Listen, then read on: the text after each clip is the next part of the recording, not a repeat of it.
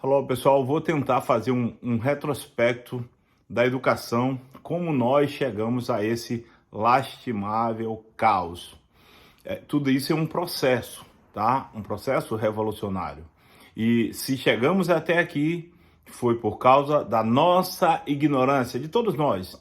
E só sairemos daqui quando examinarmos o problema e descobrirmos que é só com o conhecimento que podemos levantar, ressurgir desse caos moral, ético, intelectual e espiritual, ok? Porque todas as medidas que nós temos são medidas medíocres, são parâmetros muito aquém do que deveria ser, dos parâmetros de outrora, ok? Então, além disso, nos baseamos com muitas falsas premissas, e premissas falsas levam necessariamente a conclusões equivocadas, igualmente falsas, ok? Então, assim, no decorrer da minha história, da minha vida intelectual, eu corrijo algumas premissas que eu tinha. Por exemplo, eu dizia que gênio nasce em 1 milhão, né? Pessoas geniais são pouquíssimas, mas lendo e estudando o Mortimer Adler, José T. Logato, especialistas nessa área, eles disseram que todos nós somos geniais. O marxismo, a educação totalitária, ela tolhe, ela tira, suprime essa genialidade inata em todos nós. E aí o professor Pierre-Louis de Piaget, ele diz: inteligência se aprende. O problema é que o Brasil desceu ao invés de subir a escada da inteligência. E aí o professor Olavo, com a frase magistral, ele diz: se há algo que quanto mais se perde, menos se percebe que perdeu, é a inteligência. Então vamos lá. Primeiro, educação. Educação para quê? Isso já é uma deturpação do que é a verdadeira educação. Educação é para ser, para um ser melhor do que ele é, para sempre estar buscando o melhor, e esse melhor necessariamente ele vai se aproximar de Deus, porque Deus é a perfeição, é o modelo perfeito.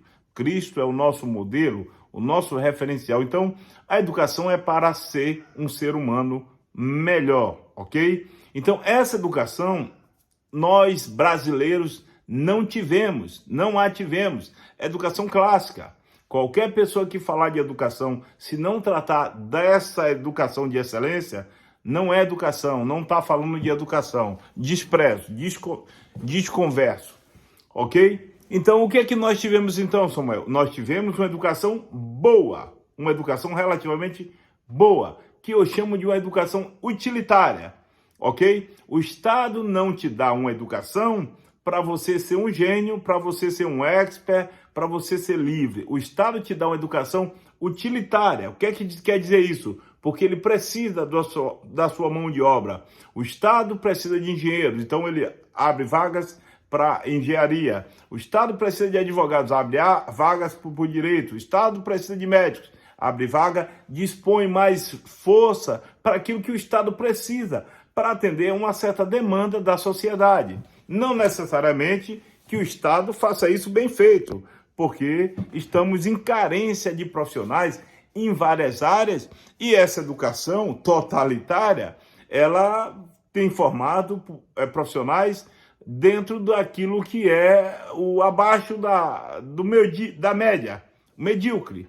Eles tomaram como parâmetro o pior, ok? Então, essa educação utilitária boa foi um legado do governo, dos governos militares, do regime militar. Então, até José Sarney, a gente ainda tinha um resquício dessa educação, ok? Ok. A partir de 1990, o Brasil, no governo de José Sarney, aceitou sem reservas o modelo de uma educação totalitária, aquele modelo que vai emburrecer, vai tolher o senso crítico analítico do indivíduo. Então ele vai ser uma cópia daquilo que ele está lendo e daquilo que ele está apenas repetindo. Cria-se então uma mente associativa.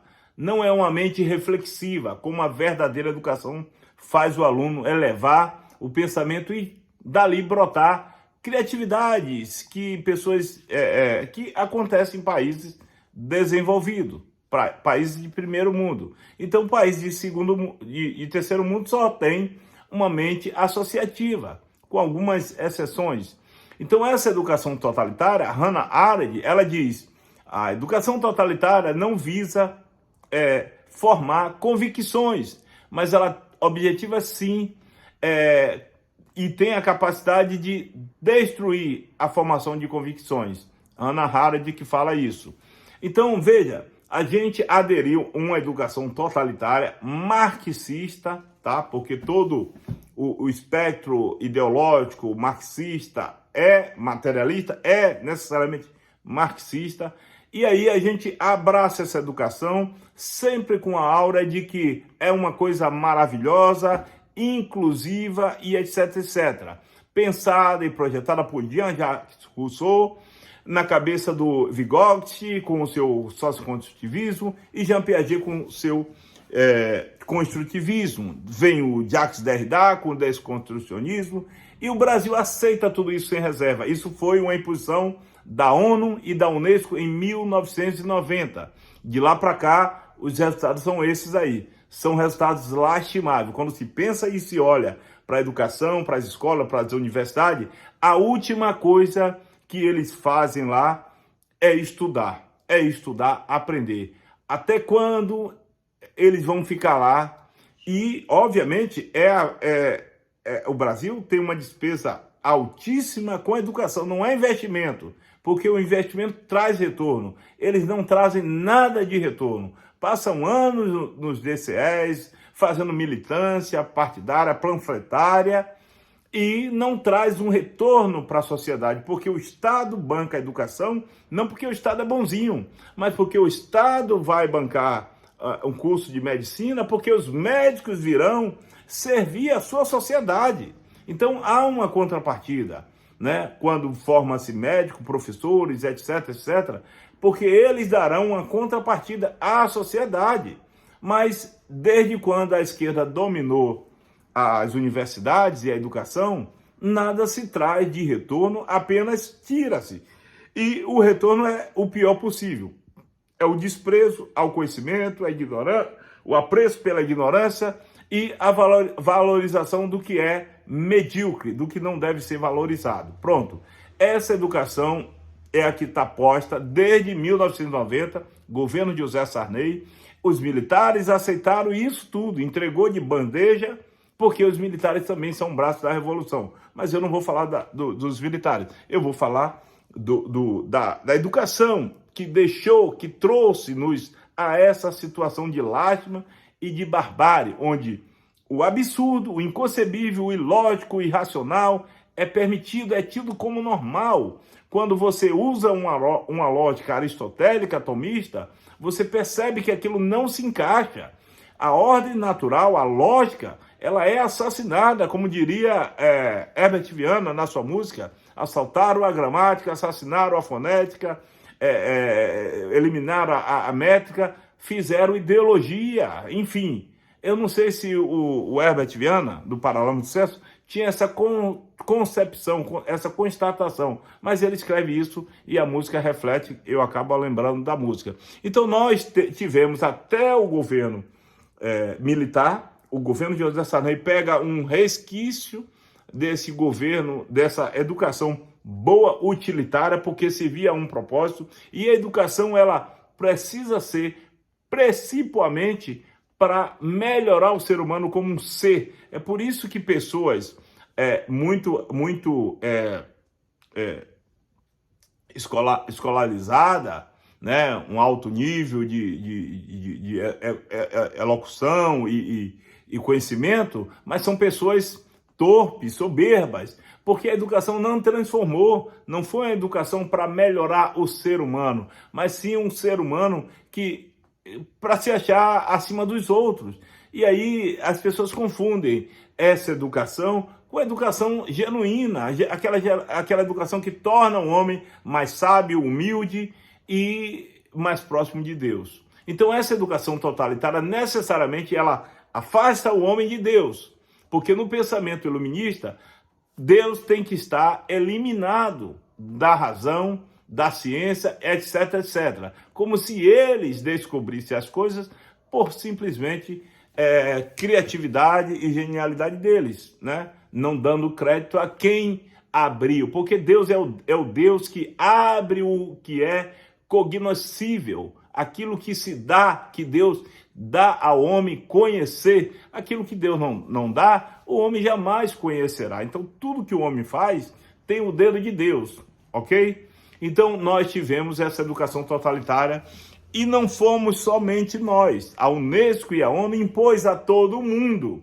Porém, a Finlândia aceitou em primeiro momento, mas quando observou os resultados do teste do PISA em 2003, a Finlândia disse, opa, pera aí, nosso sistema escolar está superior a isso aí. Nossos alunos, todos são QI elevadíssimo, acima de 100. Então, não aceitaremos esse sistema no nosso país. Mas o Brasil, obviamente, claro, Brasil sempre, cordeirinho, aceitou sem reservas. E o resultado está aí, né? A gente fala de educação como se fosse educação, mas não é mais educação, é caso de polícia, é caso de, enfim, outra coisa aí não de educação. Vocês estão discutindo segurança dentro das escolas, etc, etc, e nunca a educação em si, ok? Então, primeiramente, temos que saber o que é educação. A gente tem que pegar a partir do excelente para tentar se aproximar do que é excelente. E não partir do pior, tá? E juntar os piores ali enfim, tratar todos como se fosse, todos por baixo. Assim é na política. Ora, essa educação é o reflexo da política. Com a educação dessa, você acha que os eleitores saberão escolher políticos bons? E os políticos são o reflexo do seu eleitorado. Então, esse é o problema da nossa educação. E nós continuamos. Por quê? Não temos a cultura de ler, de estudar por si só. E vale lembrar que a educação ela é solitária. A educação é solitária. Você não vai abrir mão, não vai descartar, dispensar, até pode descartar uma universidade, uma escola, etc. Até pode, mas não deve. Porém, não é lá que você aprende. Eu tenho uma experiência, eu passei nos cursos superiores de teologia, etc. Mas o que eu aprendo em casa, lendo e fazendo, e meditando, e refletindo, e analisando. Na faculdade você não tem tempo, porque o professor tem uma grade, ele tem que cumprir a grade, você, como aluno, tem tempo para fazer alguns trabalhos, e aí você não tem tempo para refletir, para pensar. E os maiores gênios da história, os proeminentes intelectuais, etc., eles tinham tempo muito para pensar e estudar e escrever. Então a gente hoje mistura tudo, porque a gente estuda para ser, para ter, na verdade para ter, não é para ser, é para ter um bom emprego, um status, um bom carro, uma boa casa, etc, etc. Nada disso está errado, mas a educação não pode ter esse fim. A educação não pode ser um meio para. A educação é um fim em si mesmo. E se nós não voltarmos a estudar, a ler, nunca é tarde para aprender. O Olavo de Carvalho dizia, não dá para formar milhões de intelectuais numa alta cultura se você não conseguir formar pelo menos dezenas. E você não vai conseguir formar milhares, centenas, se não vai conseguir formar milhares se você não conseguir formar centenas. Então a alta cultura, ele diz, não é show business, não é negócio, não é propagandista, é justamente o que mantém uma sociedade saudável, salutar.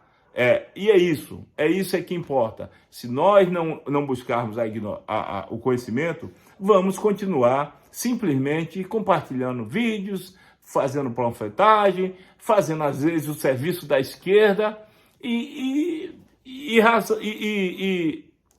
solução? Nada, nada. Porque o problema, pessoal, não está necessariamente no ente político. Não está no político, por melhor das intenções que ele tenha, por melhor das estratégias, da sabedoria, da experiência que ele tenha. Não está a salvação do Brasil contra essa horda de comunistas e marxistas. Está na cultura de um povo, na cultura de um povo. Porque no Japão, que tem uma cultura sólida, essas coisas não entram. Entende? O Brasil não entra tudo.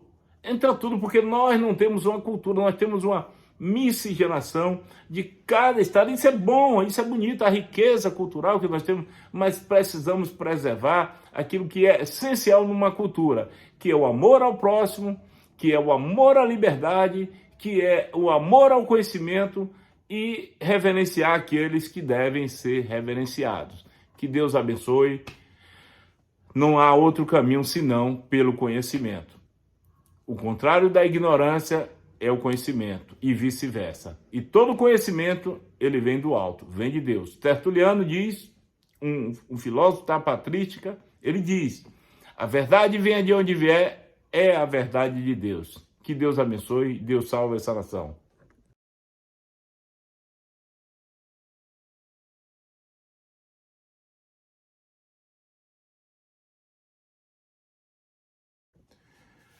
A senhorita Diane Ravitch, que era secretária adjunta de educação do governo Bill Clinton, né, que começou a impor esse modelo de educação socioconstrutivista, uma educação totalitária, etc., sempre com o nome de inclusiva, depois que ela fez, que ela logrou o êxito que ela talvez pretendia ter, ou inconscientemente teve, ela fez um meia-culpa, né, o estrago da educação norte-americana, que já foi uma das melhores do mundo. Ela fez uma meia-culpa e escreveu um livro, Vida e Morte do Sistema Escolar Norte-Americano. Não se sabe se ela realmente reconheceu o erro que fez ou simplesmente fez uma meia-culpa e fez um livro para reconhecer o erro que adotou na educação. E no livro ela diz, a educação é algo muito importante para ser entregue a amadores. O John Taylor Gatto, um grande estudioso norte-americano, que ele escreveu brilhantes livros sobre a educação norte-americana, se ele tivesse no Brasil, se ele analisou a educação norte-americana, que já foi uma das melhores, ele viu a decadência da educação norte-americana e pesquisou, estudou, identificou várias falhas propositais, ok? Se ele tivesse aqui no Brasil, analisasse a educação brasileira, ele teria um AVC, tá? Porque é incomparavelmente pior do que o que aconteceu na educação norte-americana. Então não é à toa que algumas pautas identitárias logram êxito, e a esquerda americana também logra êxito naquele território lá do Tio Sam, ok? Então é isso.